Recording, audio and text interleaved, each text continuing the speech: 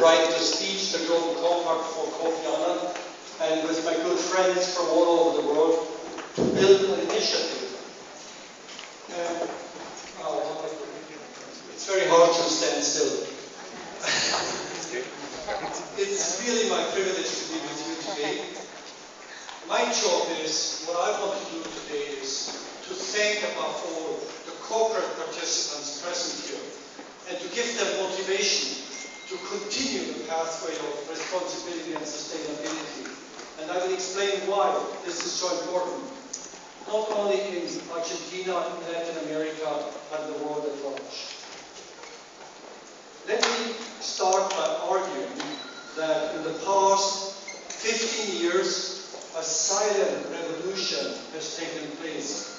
A revolution where environmental, social, and governance issues no longer are considered by business to be external to the company, but to increasingly become part of corporate strategy and operations. So much so that today I can tell you that I'm convinced, as are many experts around the world, that long-term financial success increasingly depends on the ability to be socially responsible, environmentally responsible, and to exercise higher standards of ethics and good governance. And why is that so? For at least 4 good reasons. First, transparency, information, like technological change, is irreversible. Once it's out there, it keeps on growing. For business, it no longer makes sense to try to hide anything. Indeed, the successful companies are those which proactively name problems for what they are, dilemmas, challenges, and try to find solutions. And access to information, transparency, is irreversible. The cost for getting it is increasingly low. So the trend clearly is going towards more, not less of it. It just makes good sense for business to be proactive and to disclose relevant information early on and to name things for what they are. You can no longer hide it, not even deep down in the supply chain. Secondly, another big trend has taken place. The world is becoming far more fragile. The old order of centralized power is giving way to much more fragmentation.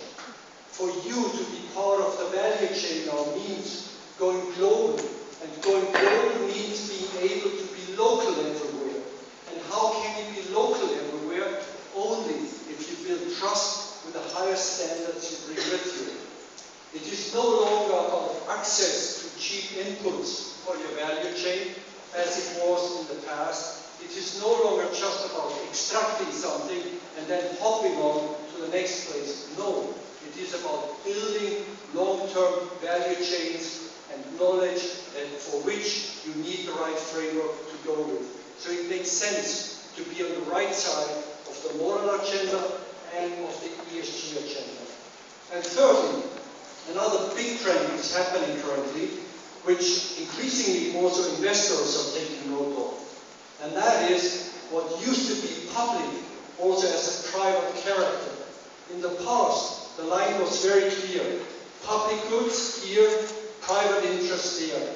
Today, increasingly, because of the growing influence of business, but also because commerce and trade has progressed so much, increasingly, what used to be an exclusive public good also has a private character. For you as business leaders, you have a choice to help form the public good aspect of the private interest or to wait until others are doing it. 2 prominent examples: water. It's a human right of everybody to have access to clean water, yet we have scarcity of water in many parts of the world. How can one manage scarcity if not putting a price on its use to make it more sustainable in terms of its usage? Of course, with social measures attached to it. The private sector arguably has a stake in that. The same is currently happening to the air, as the world is trying to put the price on emissions. The Here, the ultimate public good that does not respect national boundaries has a very, very strong private component. It makes sense for business to step up and to recognize that we live in a changed world where private interests and public interests increasingly overlap. One can go as far as saying that no company can succeed in a society that fails.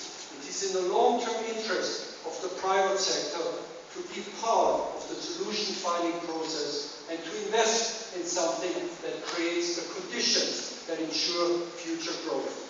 These are big global trends that play out everywhere, and the good news is that this message of corporate responsibility is increasingly going mainstream.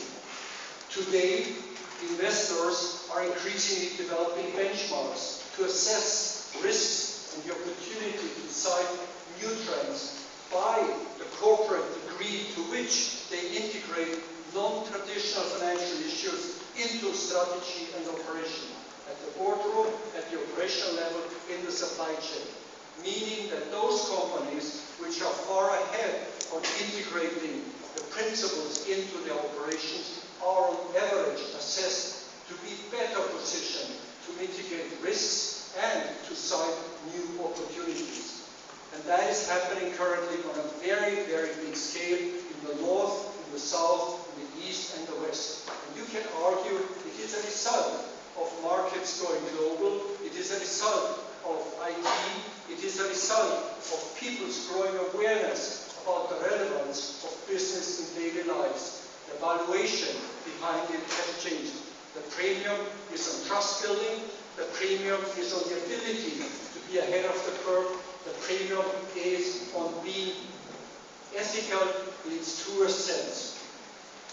So these are big trends. I just want to let you know that I'm convinced that so long as the world stays peaceful and is committed to openness, so long as we have not given up the big vision that this world needs know-how, technology, entrepreneurship to spread the solutions everywhere, so long as we uphold this belief, corporate sustainability will ever grow more important for the reasons I outlined.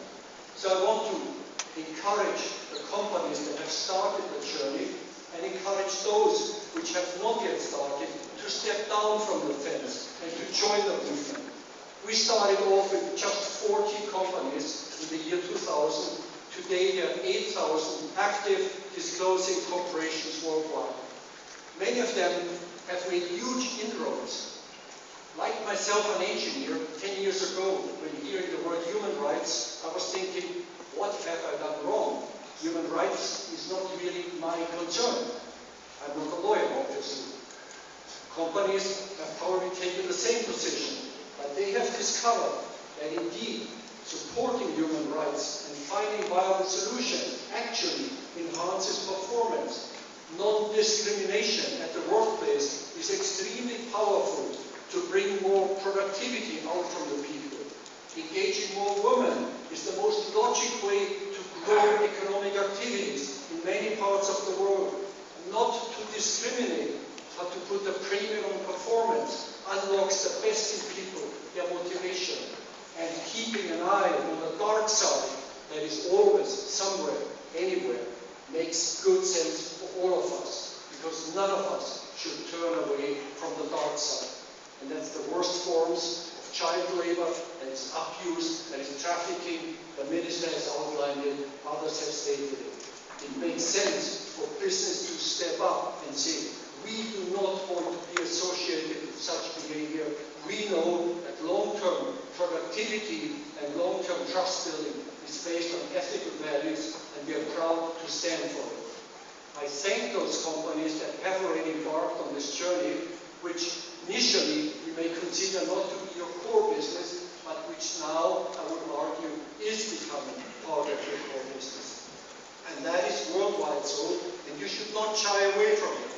Of course, business success will continue to depend on your technology, on your mastery, on your smartness. But environmental, social, and governance issues increasingly are a precondition to actually allow you to be successful only on one of those pillars will make it almost impossible to be financially long-term successful, even if you have the best technology and know-how.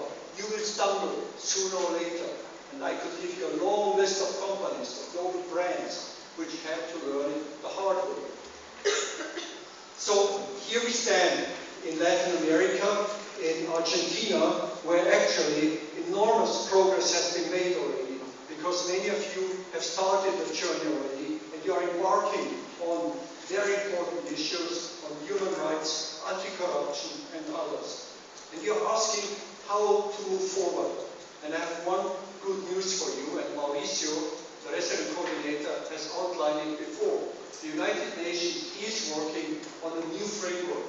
It's called the Sustainable Development Goals. It's currently taking shape in New York.